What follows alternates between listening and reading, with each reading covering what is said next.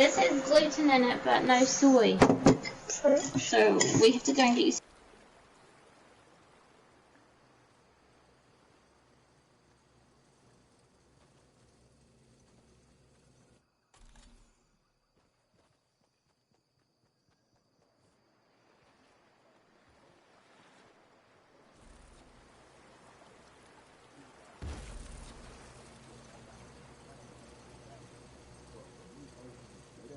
Send that back until it was too late. Right? We didn't get it in the mail to the address that's an Atlanta address at my parents' house. We didn't get that in the mail until it was too late. And then from other friends and family that are still in Georgia right now, I just hear about them being held in lines too long and trying to get off work. And we know how it is for any family, but let alone a black family in a city or in the suburbs trying to take care of their family and trying to provide for them. You try to get off work, and then you're like, wait a minute. You start looking at the clock. It's like, oh, this is not going to happen today, right? And so I saw, Mayor Keisha Bottoms, reach out via social media to people and say, hey, I'm going to address these issues right now. I need y'all to stay in line to cast your votes. Keep hanging in there. So to me in Georgia, that's what that looks like. Well, it's interesting that you even bring that up because there have been all these images specifically from Georgia, because that's such a battleground, where you see people, especially when it came to the primaries, doing whatever it takes.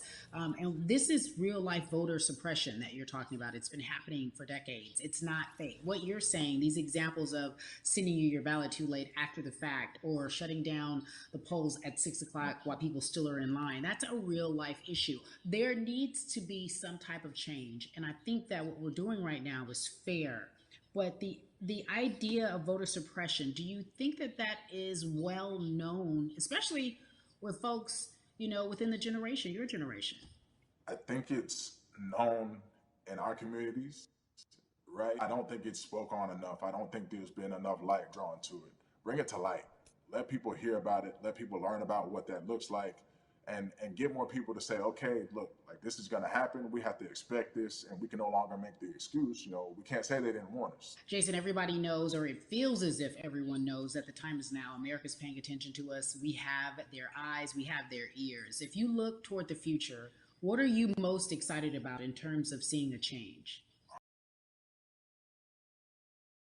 The word is being spread right now.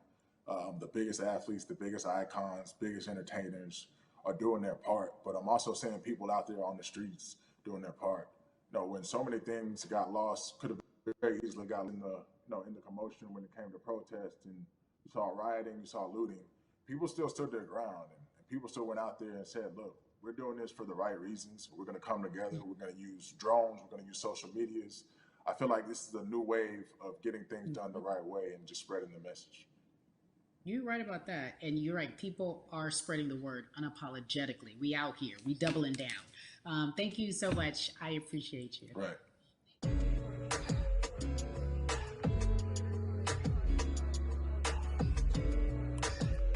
Yeah, la. Hey, everybody. I am so excited to welcome a friend, a brother, family member, if you will, former colleague, NBA great, sports analyst, philanthropist. He does it all. And he's here to give us his time and his platform to talk about something that is so important, and that is voting. Everybody, welcome Jalen Rose to We the People. Talk to me about how important it is for the people who know you and love you and look up to you. Why is it so important that you use your platform to talk about voting? Initially, we have to get past the stigma of the mental systemic racism that comes with the presidential race, governors, mayors, senators, judges. We've been conditioned to believe that our vote does not matter. So usually when we looked up at all of those races and people that were running, not only did they not look like us, we didn't believe they were there to represent our best interests.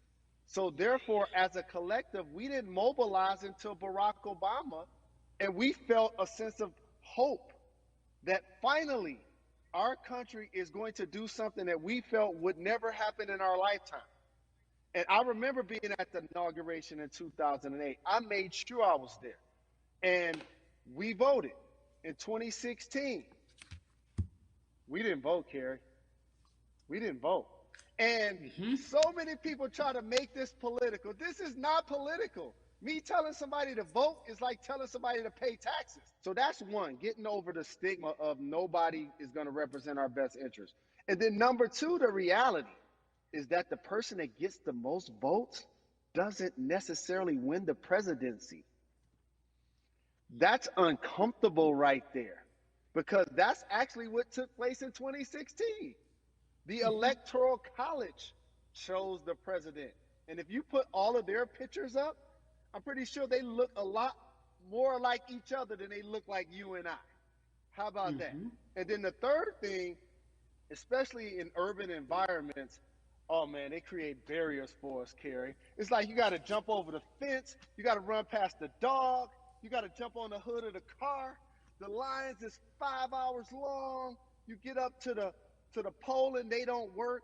Elderly people working in the city, while they got the young people who understand technology working in the suburbs. Like, these are all systematic things that try to discourage us from voting. And then finally, we don't have a day off to vote. We need to work. So we don't get a day off. It's going to be a full day, and I got to work to pay my bills. So you know what I'm going to do? I'm going to mail in vote. And you know